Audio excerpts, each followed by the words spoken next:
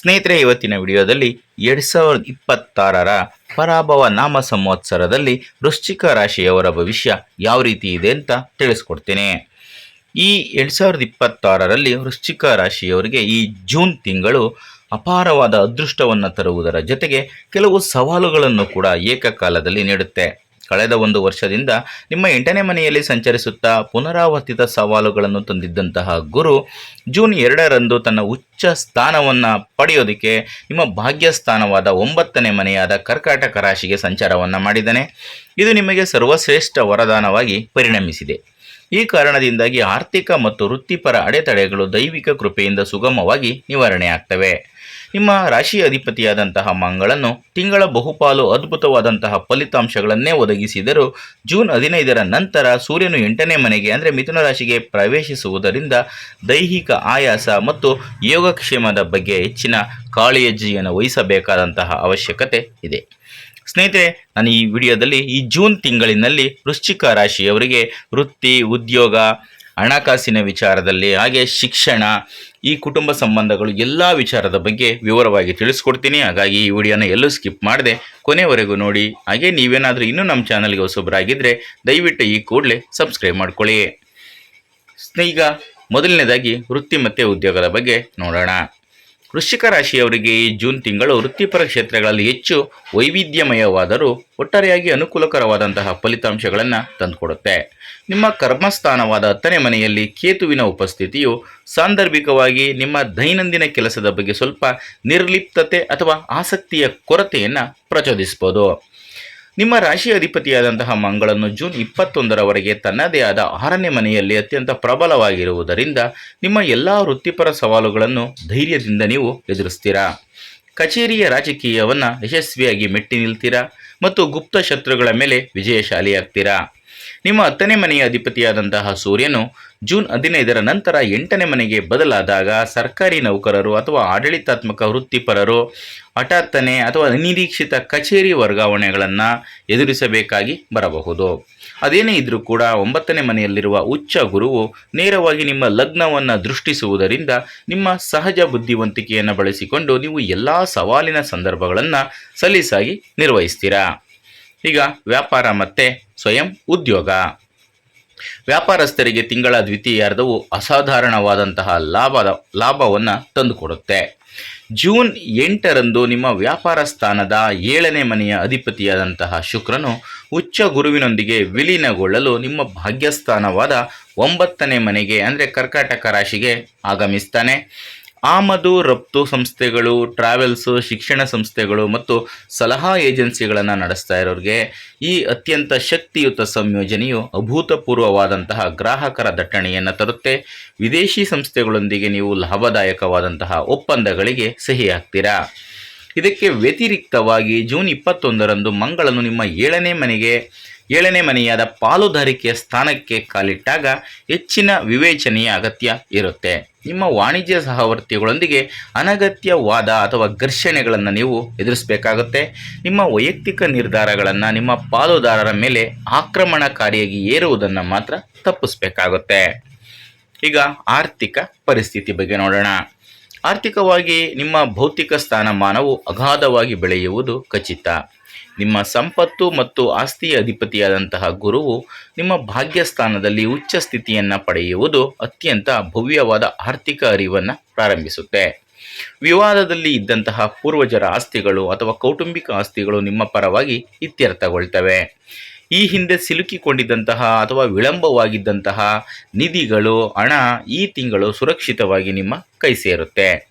ಸೂರ್ಯ ಮತ್ತು ಬುಧರು ನಿಮ್ಮ 8ನೇ ಮನೆಯಲ್ಲಿ ಸಂಚರಿಸುತ್ತಿರುವುದರಿಂದ ವಿಮಾ ಪಾಲಿಸಿಗಳು ಅಥವಾ ಮೆಚುರಿಟಿ ನಿಧಿಗಳ ಮೂಲಕ ಹಠಾತ್ತನೆ ಒಟ್ಟು ಮೊತ್ತದ ಆದಾಯವನ್ನು ಪಡೆಯುವ ಅತ್ಯುತ್ತಮವಾದಂತಹ ಅವಕಾಶ ನಿಮಗಿದೆ.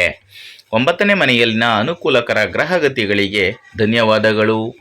ಮನೆಯಲ್ಲಿ ಶುಭ ಸಮಾರಂಭಗಳನ್ನು ಆಯೋಜಿಸಲು ಅಥವಾ ಶಾಂತಿಯುತ ತೀರ್ಥಯಾತ್ರೆಗಳನ್ನು ಕೈಗೊಳ್ಳಲು ನೀವು ಸಂತೋಷದಿಂದ ಹಣವನ್ನು ಖರ್ಚು ಮಾಡ್ತೀರಾ. ಹಾಗಾಗಿ ಈ ಒಂದು ಗ್ರಹಗತಿಗಳ ಅನುಕೂಲಕರ ಪರಿಸ್ಥಿತಿಗೆ ನೀವು ಒಂದು ಧನ್ಯವಾದವನ್ನು ಹೇಳಲೇಬೇಕಾಗುತ್ತೆ. ಈಗ ಆರೋಗ್ಯದ ಬಗ್ಗೆ ನೋಡೋಣ.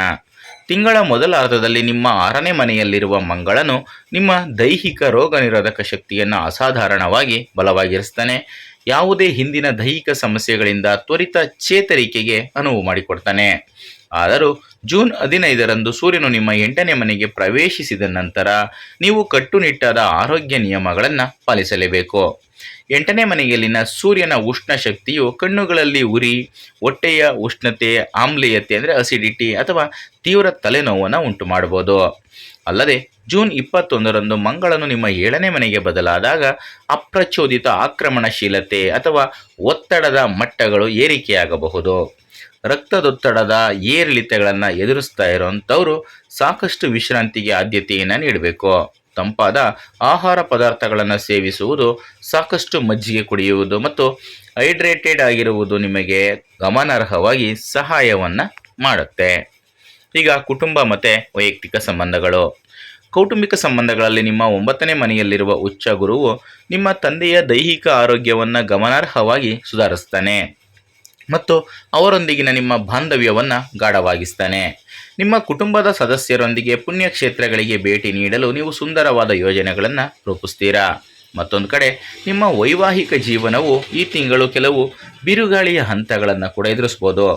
ಜೂನ್ 15ರವರೆಗೆ 7ನೇ ಮನೆಯಲ್ಲಿ ಸೂರ್ಯ, ನಂತರ ಜೂನ್ 21ರಿಂದ 7ನೇ ಮನೆಯಲ್ಲಿಯೇ ಮಂಗಳನ ಸಂಚಾರವು ನಿಮ್ಮ ಜೀವನ ಸಂಗಾತಿಯೊಂದಿಗೆ ತೀವ್ರವಾದ ಅಹಂಕಾರದ ಘರ್ಷಣೆಗಳನ್ನು ಮೇಲ್ಮೈಗೆ ತರುವ ಸಾಧ್ಯತೆ ಇದೆ. ಸಣ್ಣ ಪುಟ್ಟ ಕೌಟುಂಬಿಕ ವಿಚಾರಗಳು ದೊಡ್ಡ ವಾದ ವಿವಾದಗಳಿಗೆ ಕೂಡ ಕಾರಣವಾಗಬಹುದು.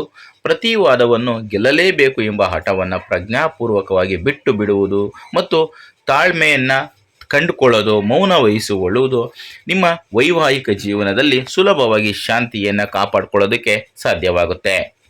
ಈಗ ಶಿಕ್ಷಣದ ಬಗ್ಗೆ ನೋಡೋಣ, ವಿದ್ಯಾರ್ಥಿಗಳ ಜೀವನದ ಬಗ್ಗೆ ನೋಡೋಣ. ನಿಮ್ಮ ಶಿಕ್ಷಣ ಮತ್ತು ಬುದ್ಧಿವಂತಿಕೆಯ ಅಧಿಪತಿಯಾದಂತಹ ಗುರುವು ಭಾಗ್ಯಸ್ಥಾನದಲ್ಲಿ ಉಚ್ಚನಾಗಿರುವುದರಿಂದ ವಿದ್ಯಾರ್ಥಿಗಳು ಅತ್ಯುತ್ತಮ ಶೈಕ್ಷಣಿಕ ಯುಗಕ್ಕೆ ಕಾಲಿಡ್ತಾರೆ. ಸಾಗರೋತ್ತರ ಉನ್ನತ ಶಿಕ್ಷಣಕ್ಕಾಗಿ ಶ್ರಮಿಸುತ್ತಿರುವ ಅಭ್ಯರ್ಥಿಗಳು ಅಂದರೆ ವಿದ್ಯಾರ್ಥಿಗಳು ತಮ್ಮ ಪ್ರಯತ್ನಗಳಲ್ಲಿ ಸಂಪೂರ್ಣವಾದ ಯಶಸ್ಸನ್ನು ಕಾಣಬಹುದು. ನಿಮ್ಮ ಗ್ರಹಣ ಶಕ್ತಿ ತೀಕ್ಷ್ಣವಾಗಿರುತ್ತೆ. ಕಠಿಣ ಸ್ಪರ್ಧಾತ್ಮಕ ಪರೀಕ್ಷೆಗಳನ್ನು ಸುಲಭವಾಗಿ ತೇರ್ಗಡೆಯಾಗಲು ಇದು ಅನುವು ಮಾಡಿಕೊಡುತ್ತೆ.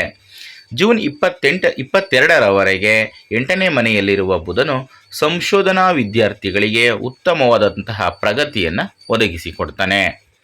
ಸ್ನೇಹಿತರೆ, ಈಗ ಕೆಲವೊಂದಷ್ಟು ಸರಳ ಪರಿಹಾರಗಳನ್ನು ತಿಳಿಸ್ಕೊಡ್ತೀನಿ. ಉಚ್ಚ ಗುರುವು ಸೃಷ್ಟಿಸಿದ ಭವ್ಯವಾದ ಭಾಗ್ಯಯೋಗವನ್ನು ಸಂಪೂರ್ಣವಾಗಿ ಬಳಸಿಕೊಳ್ಳೋದಕ್ಕೆ ಮತ್ತು 8ನೇ ಮನೆಯ ಸೂರ್ಯ ಹಾಗೂ 7ನೇ ಮನೆಯ ಮಂಗಳನಿಂದ ಉದ್ಭವಿಸುವ ಆರೋಗ್ಯ ಮತ್ತು ಕೌಟುಂಬಿಕ ಅಡೆತಡೆಗಳನ್ನು ತಟಸ್ಥಗೊಳಿಸೋದಕ್ಕೆ ನೀವು ಈ ಪರಿಹಾರಗಳನ್ನು ಅನುಸರಿಸ್ಬೋದು. ಮೊದಲಿಗೆ ನಿಮ್ಮ ಉಚ್ಚ 9ನೇ ಮನೆಯ ಗುರುವಿನ ಸಂಪೂರ್ಣ ಪೂರ್ವಾಜಿತ ಹಾಗೂ ದೈವಿಕ ಪ್ರತಿಫಲವನ್ನು ಆಹ್ವಾನಿಸಲು ಹಳದಿ ಉಡುಪನ್ನು ಧರಿಸಿ ಮತ್ತು ಪ್ರತಿ ಗುರುವಾರ ಶ್ರೀ ದಕ್ಷಿಣಾಮೂರ್ತಿ ಸ್ತೋತ್ರವನ್ನು ಪಠಿಸಿ ಅಥವಾ ಗುರು ಸ್ತೋತ್ರವನ್ನು ಪಠಿಸಿ ಅಥವಾ ದಕ್ಷಿಣಾಮೂರ್ತಿ ದೇವಸ್ಥಾನಕ್ಕೆ ಭೇಟಿಯನ್ನು ನೀಡಿ. ಇನ್ನು ಎರಡನೇದಾಗಿ ಜೂನ್ 15ರ ನಂತರ 8ನೇ ಮನೆಯಲ್ಲಿರುವ ಸೂರ್ಯನಿಂದ ಉಂಟಾಗುವ ಉಷ್ಣ ಸಂಬಂಧಿತ ಕಾಯಿಲೆಗಳು ಅಥವಾ ಹಠಾತ್ತನೆ ಬರುವಂತಹ ಹಿನ್ನಡೆಗಳನ್ನು ತಡೆಯೋದಕ್ಕೆ ಪ್ರತಿದಿನ ಮುಂಜಾನೆ ಆದಿತ್ಯ ಹೃದಯ ಸ್ತೋತ್ರವನ್ನು ಪಠಿಸಿ ಅಥವಾ ಕೇಳಿ, ಜೊತೆಗೆ ಸೂರ್ಯ ನಮಸ್ಕಾರವನ್ನು ಮಾಡಿ ಸೂರ್ಯನಿಗೆ ನೀರನ್ನು ಅರ್ಪಿಸಿ. ಇನ್ನು ಮೂರನೇದಾಗಿ ಜೂನ್ 21ರಂದು ಮಂಗಳನು 7ನೇ ಮನೆಗೆ ಪ್ರವೇಶಿಸಿದ ನಂತರ ಉದ್ಭವಿಸುವ ಕೌಟುಂಬಿಕ ಘರ್ಷಣೆಗಳನ್ನು ಕರಗಿಸಲು ಪ್ರತಿ ಮಂಗಳವಾರದಂದು ಸುಬ್ರಹ್ಮಣ್ಯ ಸ್ವಾಮಿ ದೇವಸ್ಥಾನಕ್ಕೆ ಭೇಟಿಯನ್ನು ನೀಡಿ ಕೆಂಪು ಹೂವುಗಳಿಂದ ಪೂಜಿಸಿ ನಿಮ್ಮ ಸಂಗಾತಿಯೊಂದಿಗೆ ಶಾಂತಿಯುತವಾಗಿ ಮಾತನಾಡುವುದು ನಿಮ್ಮ ಅತ್ಯುತ್ತಮ ವೈಯಕ್ತಿಕ ಪರಿಹಾರವಾಗಿ ಉಳಿಯುತ್ತೆ. ಸ್ನೇಹಿತರೆ, ಇದಿಷ್ಟು ಇವತ್ತಿನ ವಿಡಿಯೋದಲ್ಲಿನ ಮಾಹಿತಿ. ಮುಂದಿನ ವಿಡಿಯೋದಲ್ಲಿ ಮತ್ತೆ ಸಿಗ್ತೀನಿ. ಎಲ್ರಿಗೂ ಕೂಡ ಒಳ್ಳೆಯದಾಗಲಿ. ಧನ್ಯವಾದಗಳು.